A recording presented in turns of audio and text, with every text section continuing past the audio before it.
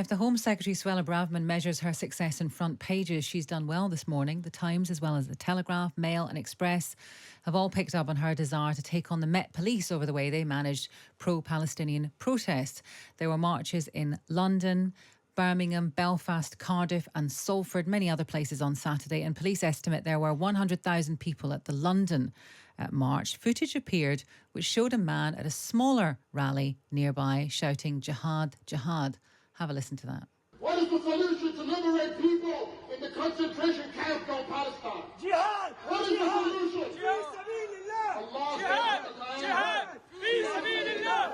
Now, that rally was run by Hizb ut-Tahrir, which is banned in many countries. The police say they have reviewed footage of that event and have judged that there was no offence committed. But they say officers identified the man involved and spoke to him to discourage any repeat of similar chanting. We're going to speak to two people about this now. Ajmal Masroor, who's a London imam and former Director of Communications in Action. Good morning to you. Morning. And Lord Pickles, Eric Pickles, United Kingdom Special Envoy for Post-Holocaust Issues. Good morning to you. Very good morning. Ajmal Masroor, there's a lot of discussion, has been over the weekend and indeed today, about the meaning of the word jihad. Many people perhaps wrongly think that it only means a holy war. It does have other meanings, and I'm sure you can tell us what those are. But in that particular context there, what do you think was meant by it? Well, firstly, it's irrelevant for me. I attended a march attended by more than 300,000 people in London. I know you guys have reported it to be 100,000. We were chanting for the Free Palestine slogan, and that is all people of that holy land should live together peacefully without arguing and fighting, without bombing one another, without killing innocent people, without occupying each other's lands. So we were very clear. A splinter group, and there are always splinter groups, whether it is mainstream or non-mainstream, it really doesn't matter. They can chant anything they want. It's a free country. I have nothing to do with them, and we have nothing to do with, they have nothing to do with us. If somebody shouts death to the king while king was doing his coronation, that doesn't represent the entire population of Britain, does it? It doesn't. It's just a small thing. Let's not make a big deal out of it. Well, secondly, one second. So on that point, Suella Braverman wants to make a big deal of it. She thinks she wants to know why chanting at the demonstration did not lead to arrests. Well, Suella Braverman can make big deal out of anything she wants. We don't trust her. We don't even believe in her. We think she's got some problem somewhere. She wants to send all the foreigners or immigrants who come to this country on boats, fleeing from desperate positions into Rwanda. I don't know what she's thinking. She actually fetishizes over sending people on a plane. I'm sure she would disagree with that. But go on, you were going to make a second point. So when somebody is like that, we don't take them seriously. Second point is about jihad. The concept of jihad. I struggled this morning to wake up from my bed. That's a jihad. In Islam, jihad is not a isolated concept. It's a comprehensive concept, from struggling to be good on my day-to-day basis to fighting for justice, each and every aspect of my life, freeing people from occupation, as well as standing up for the rights of my neighbors, or even going and rescuing somebody from a burning house. All of those concepts are known as jihad. So to consider anyone calling out for jihad and then banning the word jihad would not only be a foolish move, it would be backfiring on everybody. Third point, just on there. Okay, very quickly, I want to speak to Eric Pickles as well about this. Of course, the bigger point that you raised, which is to do with the issue itself. We all have fundamental right to express ourselves. And what's her name? Suella Braverman has no right to stop anyone from speaking, and she should not be politicizing policing. Police know exactly what they're doing. It was wrong of her to write that awful letter to every police chief. Protest from across the country has come up, and we are saying to her, Suella Braverman, stay in your home office and do your job. Please stop politicizing it. Okay, Eric Pickles, the police know what they're doing and they're doing their job, and they don't need Suella Braverman kind of picking at them and politicizing things.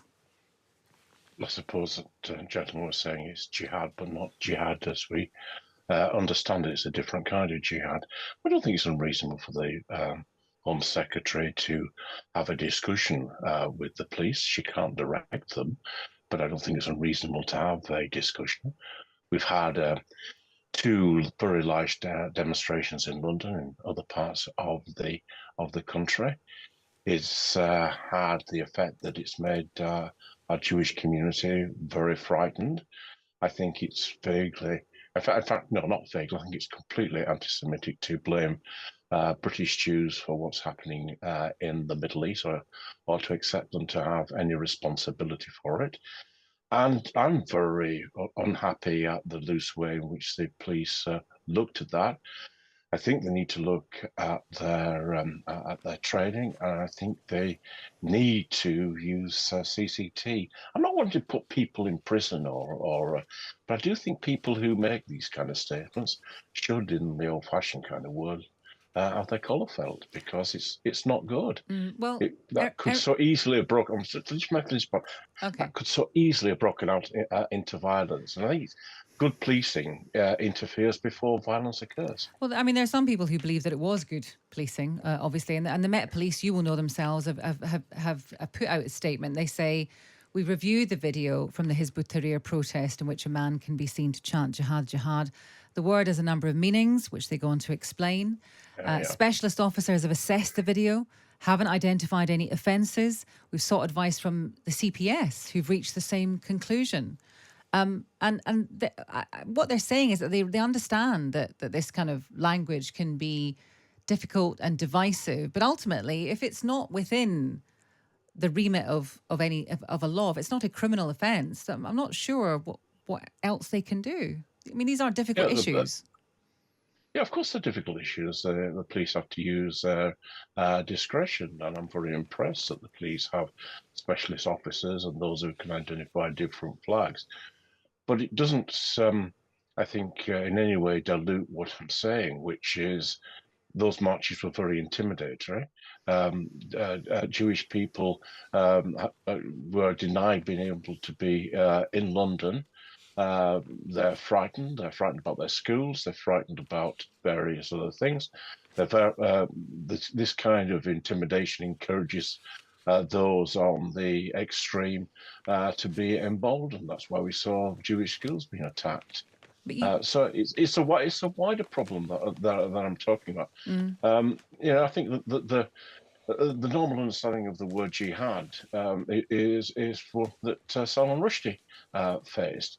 I just don't think you can have slogans shouted at various rallies, and then you have to look down the footnote and say, well, in this context, it could mean I'm a bit fed up, or I've just got out of bed.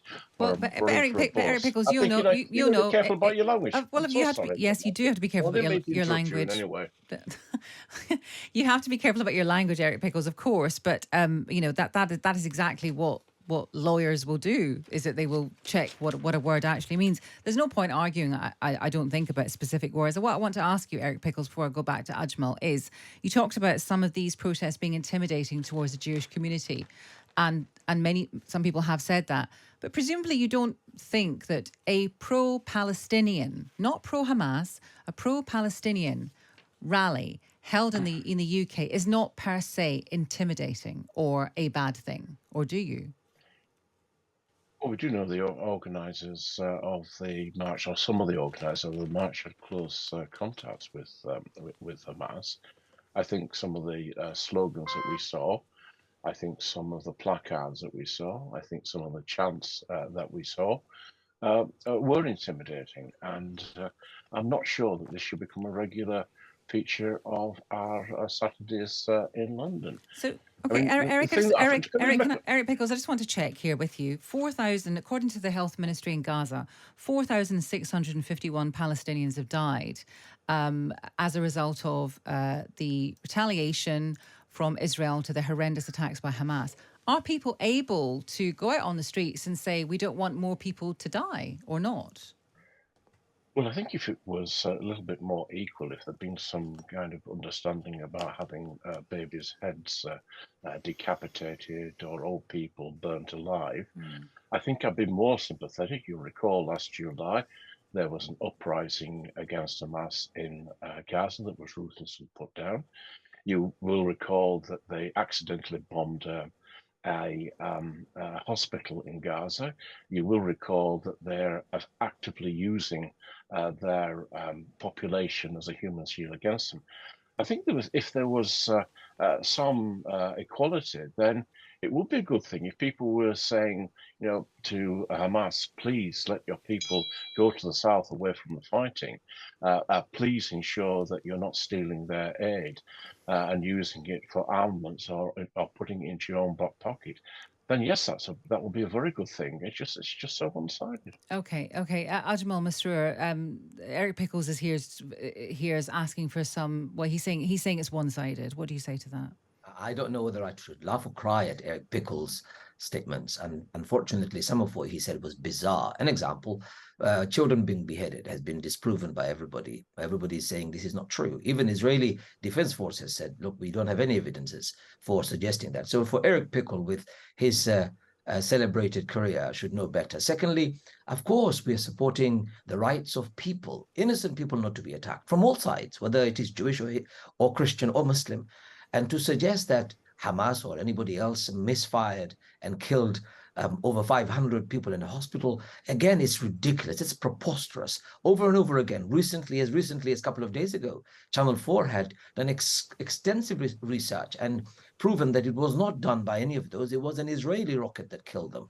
But look, even if you take away 500 people's death, that's killed babies and mothers and children, we look at the more than 4,000 or 3,500 people who have died, out of whom 1,700 of them are children from Palestinian side.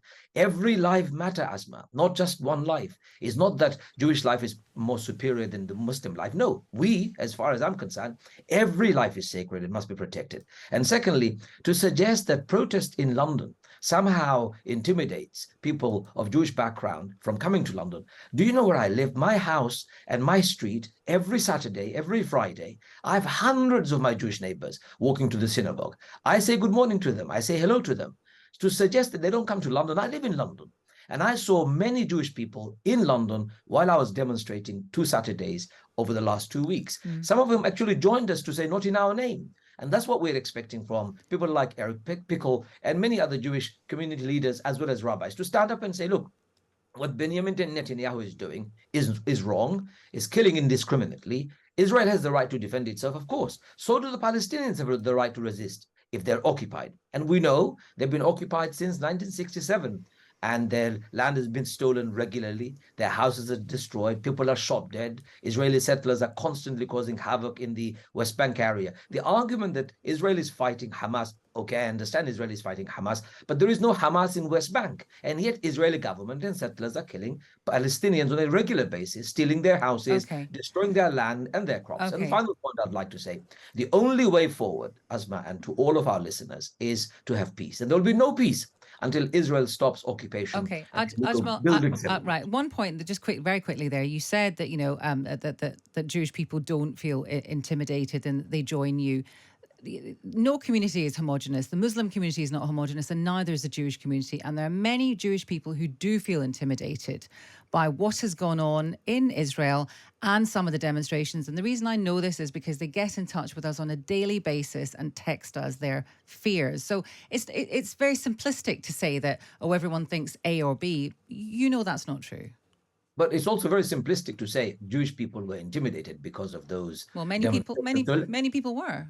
So hold on. So let's make it clear. Yes, so are the Muslims, right? Many Muslims are feeling absolutely horrified by what's going on in Israel, what's going on in Palestine. We're all standing up and protesting. What's our collective message? Our collective message is to save lives.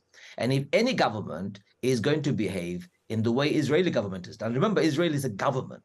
Hamas is a terrorist organization, is not a government. So if we're talking about government has rules to follow. Okay. They've violated international law. They've violated Geneva Convention. They've violated United Nations resolution. And as recently as now, they've cut off electricity, water, and food. That's war crime. And if we can't call out war crime when it's a war crime, what world are we living in? Okay, Ajmal, we're going to have civilized people ignore evil. We are going to be perished. Okay. We need to stand up and protest. We must leave this now because we're getting a little bit late for the rest of the programme. But Ajmal, thank you for talking to us. Ajmal Masroor, a London imam, former Director of Communities in Action, and Lord Pickles, Eric Pickles, the UK Special Envoy for Post-Holocaust Issues.